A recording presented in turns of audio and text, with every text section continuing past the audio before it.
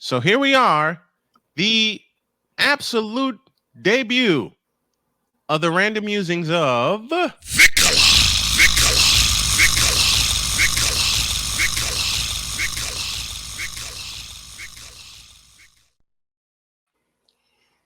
Victor. Yes, sir. So I've been looking at a little bit of some of the clips and highlights. I use that term loosely when it comes to Cowboys and their training camps. No, that I actually went back. And started looking at just Dak Prescott's play since he started. You know what I noticed? That he hasn't had it. I'm sorry. That got a turn. Since he got paid, his play has been awful. Since he got paid, he sucked. I'm sorry. And not only that, is that he almost refuses to step into throws. He has been known to throw off his back foot numerous times. Mm-hmm. Green Bay Packers playoff game, anyone? Now, we've brought that up about Caleb Williams, but here's the difference. Caleb's a rookie. Yes. That can be fixed. That can be fixed. That can be fixed. Mm-hmm. Repetitions, a bit, him getting more snaps and getting more comfortable in that pocket, getting more comfortable with his offensive line. Right. That can change. That can be fixed. Mm-hmm. Dak, you don't have that same excuse. It's been years that you've been in the NFL. And I was happy for you to get your money because I thought you earned it. Mm-hmm. There's one problem. You haven't done anything? You do well in the regular season. You are a regular season quarterback. That also kind of goes to, sad to say, Joe Burrow. We also believe is a regular season quarterback. Josh Allen. I'm not even say Josh Allen. Josh Allen's bad even in the regular season. Kyler Murray. Kyler freaking Call It Booty Murray is a regular season quarterback. Kyler's does really good in the regular season. Can't get to the post. I wonder why. Kyler's not even a regular season quarterback. He sucks. Period. Russell Wilson. Oh God. I don't know Russell Wilson because he has gotten to the postseason more than a few times. Russell Wilson has a Super Bowl title. There you go. Russell Wilson has a Super Bowl title. Should have 2 Super Bowl titles. He should have 2, but then he should have 2 Super Bowl titles. But we believe for that. Pete Carroll opened his mouth. Yes, and put his foot in it. Mm-hmm. You have become a regular season quarterback. Everyone expects you to do well in the regular season. Except when you go to Santa Clara. I'm sorry, did I say that? I'm sorry. Santa Clara, Philadelphia. The DC area, if you really want to get technical with it. Washington Redskins. Heck, last year you lost to Arizona. Yeah. In a game, you should have blown the piss out of them. You should have destroyed them, even if they had a new quarterback. You should have blown them to smithereens. You should have blown... The Cowboys should have blown the Arizona Cardinals to smithereens. And they lost by double digits. Yep. Out of the water.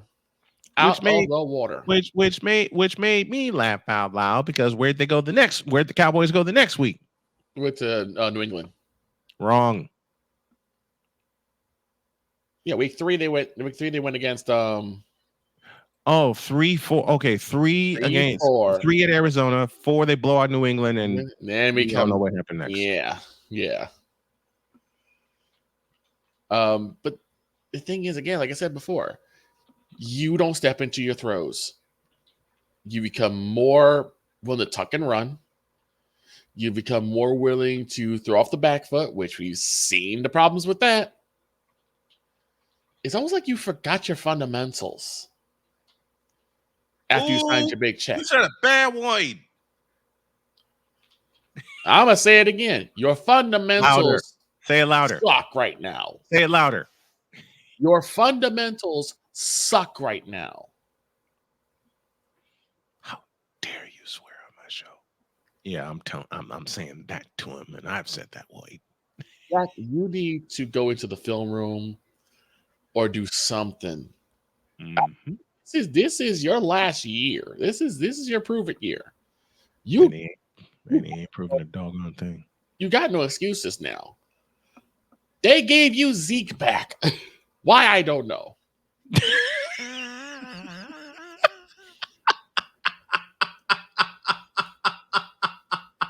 And I'm kind of mad at Zeke too, because Zeke should have told Dallas no.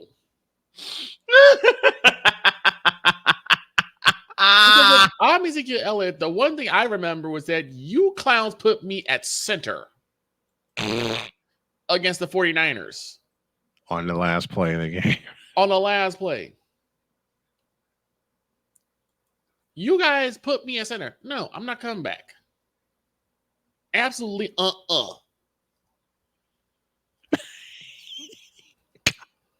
Absolutely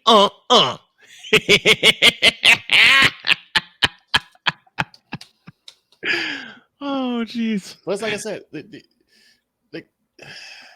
Dak has become a regular season quarterback. Yep. Which is fine in the regular season. Mm-hmm. What we do not expect Dak to be is a game changer. Particularly in the postseason. Oh, dear God. You just gave me my next segment. I'm going to improvise. Thank you, Victor. Go on, please. I mean, it's going to point that you're just as bad as Cam Newton. Oof. Oof. Woof. Woof. FTL. You know what that stands for? Go on. Find the lie. I love that. Hashtag FTL. And look, I'm looking in this camera and I'm going to turn this into I'm turning this into a bit. Find the lie.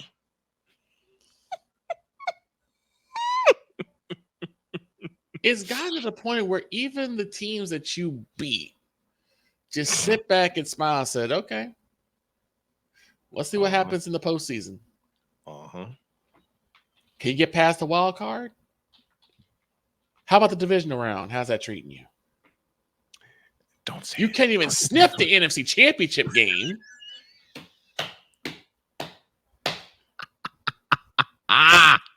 And look, I said it before.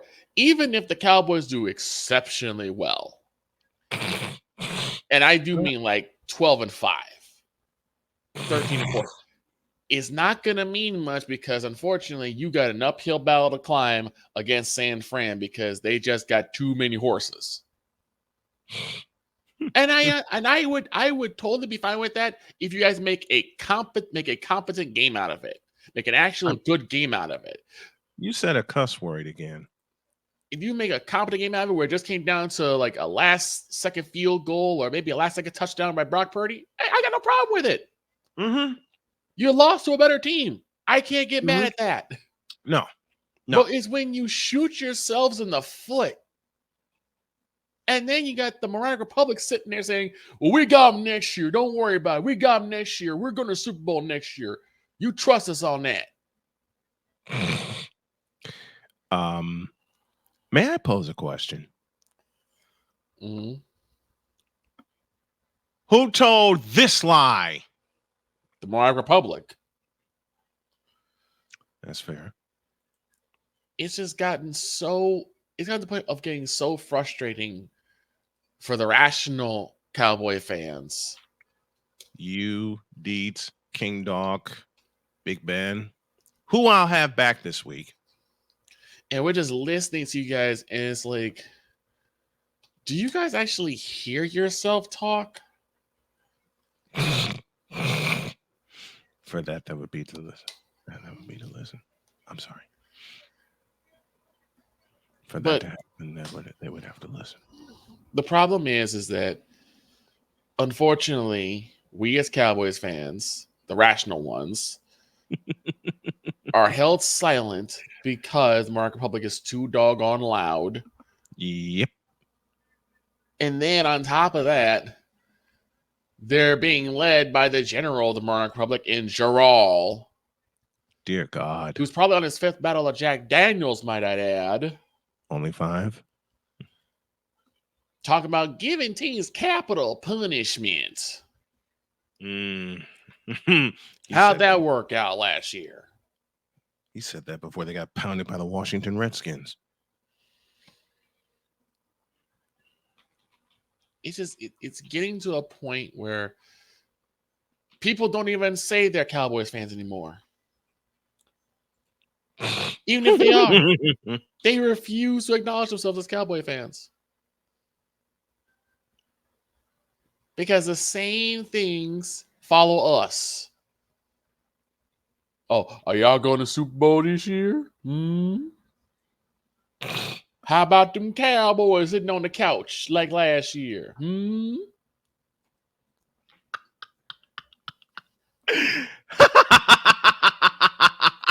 the point where now we have, and I can't believe I'm going to invoke this name, but it's just for a case of example. Mm-hmm. Tyrone Alexei McDummy singing the blues about being called them boys.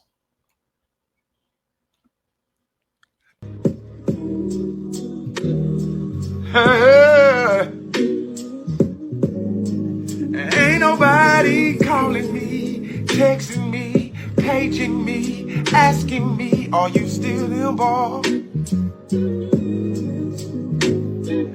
Calling me, texting me, paging me, asking me, am I still involved? Y'all usually check on me. Listen. I'm still involved. Woo, oh, shut up, my boy. I'm still involved. Oh, I'm still them boys. I'm still. Can't do it. Can't do it. It's just ridiculous. And this is who we have to represent us? That's who we have to represent us? Dear God. It's ridiculous. It's ridiculous. It needs to change. I'm going to be honest with you guys in Cowboys Nation. We are no longer America's team. We are America's punchline. Oh. We have become the butt of every NFL joke. Even teams who nearly go winless, like the Cleveland Clowns, will sit there and say, well, at least we ain't the Cowboys.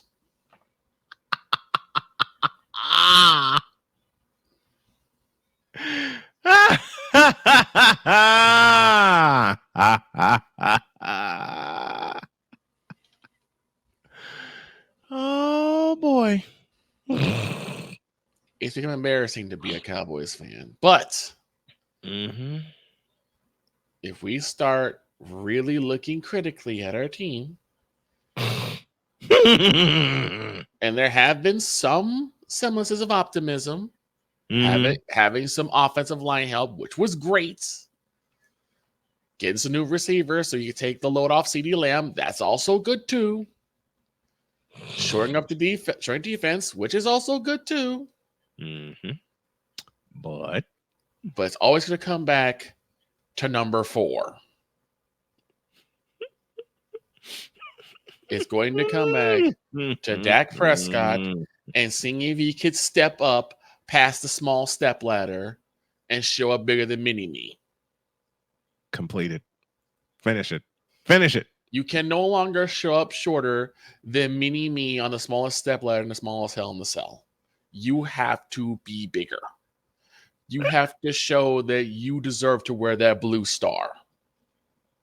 Yep. That's what we need to start doing. That's what we need to start doing. We need to start looking at these players, start actually venting these players, and see if they really are worthy of wearing that blue star. And if they're not, they get that star ripped off them, and they get kicked out of Jerry World. They get the boot. They get the boot. I'm tired. You know who should be kicked out of Jerry World? Jerry. You read my mind. Gerald. He should be the first one kicked out. You read Second, my hand my Pennywise. Kick them both out. Kick him out. And keep them separated.